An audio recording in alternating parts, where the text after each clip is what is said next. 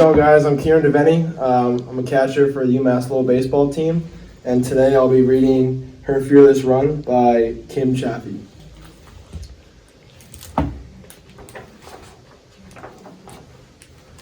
The summer sun beat down on 12-year-old Catherine.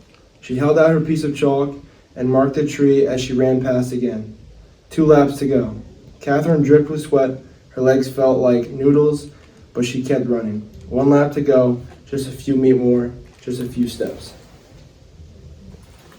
Catherine held her head high and tried to catch her breath, but the mailman stared. The milkman asked if she was okay, because in 1959, it was strange to see a girl running.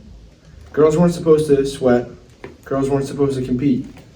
They were too weak, too fragile for sports, and that's what most people thought, but not Catherine.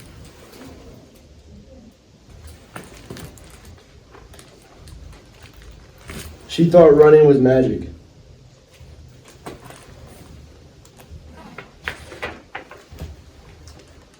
At 17, Catherine tread laps in her backyard for laps at the Lynchburg College track where she was a student, 3 miles a day. One rainy afternoon, Catherine noticed the men's running coach waiting for her along the track. He asked, "Can you run a mile?" "I can run 3, Catherine scoffed. Although there were no women running, there was no women's running team. Lynchburg was one of the few schools that allowed women to run in men's races. The team needed more runners, and Catherine was eager to join.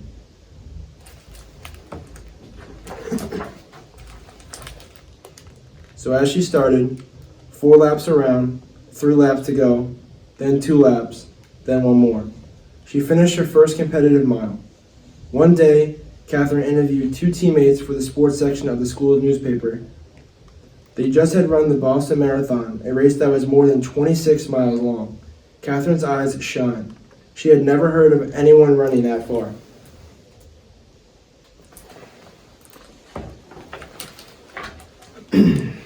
Catherine began classes at Syracuse University later that fall. Like Lynchburg, there was no women's running team. Syracuse didn't allow women to compete in races, but the men's running coach invited Catherine to practice with them. Arnie Briggs, the volunteer team manager, beamed. "I've been here 20 years, and we have never had a girl before." Catherine felt welcomed.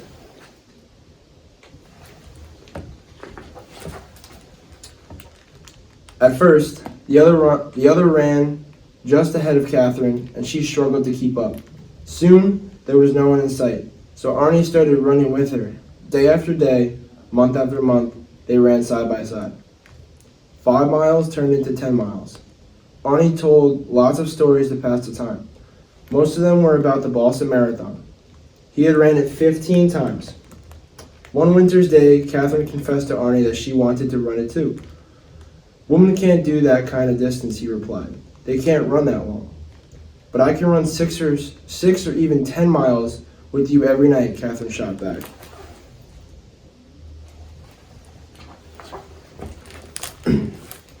Arnie always told her how good she was at running. How could he doubt her? Catherine knew that 10 miles was long away from 26 miles, but she believed she could run any distance if she trained for it, and she wanted to train for the Boston Marathon. "If any woman can run a marathon, I believe you could," Arnie admitted, "but even you would have to prove it to me." Catherine replied, "You're on."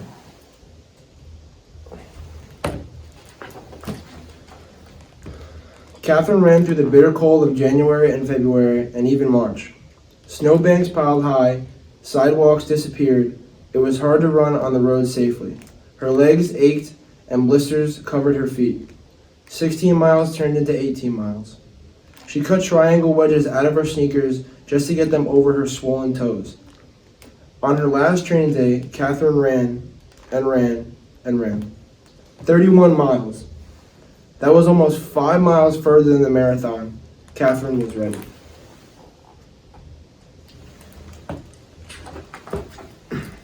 But Catherine had a problem. For 70 years, only men had been allowed to wear an official race number while running the Boston Marathon. Would she be accepted as a woman? Should she run without signing up? Catherine checked the rule book. The section titled The Marathon said nothing about the distance being only for men.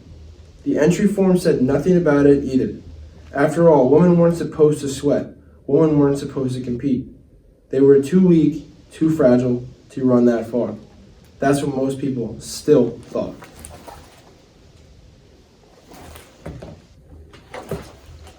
But not Catherine. On April 19, 1967, the day of the Boston Marathon, a record 741 runners registered for the race, including Catherine K.V. Switzer, the only woman with an official number.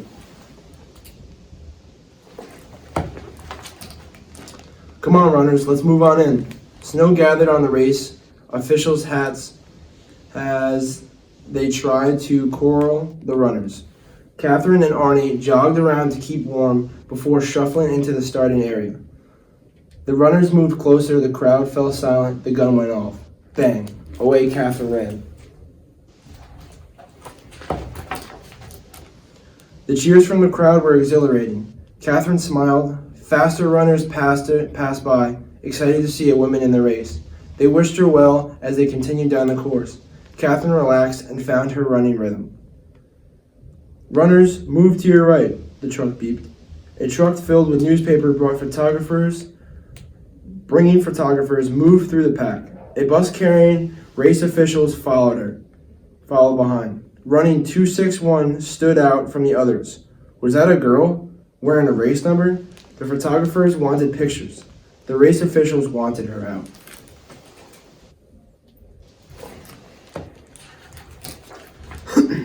Suddenly, a man stood in the road, blocking Catherine's way. He reached for her hand and grabbed her glove as she sidestepped past him. Who was it? Catherine heard something behind her. It wasn't like the pat-pat-pat of her sneakers. Catherine turned to look. A different man, an angrier man, shouted, "Give me those numbers," he yelled. He swiped at the front of her shirt. Catherine struggled to break free. Arnie tried to push him away. Another runner barreled into the man and sent him flying off the course. Shaken but freed, Catherine ran as fast as her legs would take her.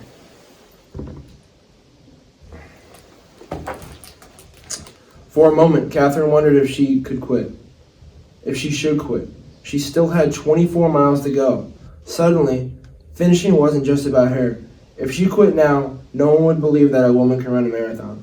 People would still say women weren't supposed to sweat, women weren't supposed to compete, that they were too fragile, too weak, and they shouldn't be allowed to run.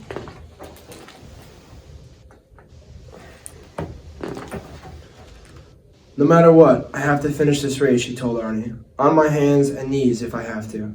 So Catherine ran on.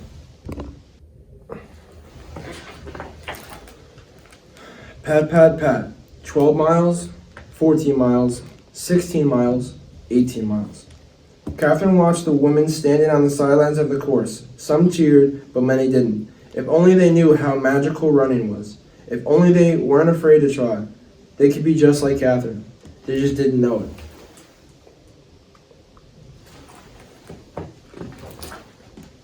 Catherine rounded the final corner. Less than 2 blocks to go. Just a few feet more. A few steps. 26.2 miles she reached. Catherine held her head high and tried to catch her breath. Reporters surrounded her. What made you do it, they asked. Why Boston and why wear numbers? Catherine's answer was simple. I like to run, and women deserve to run too.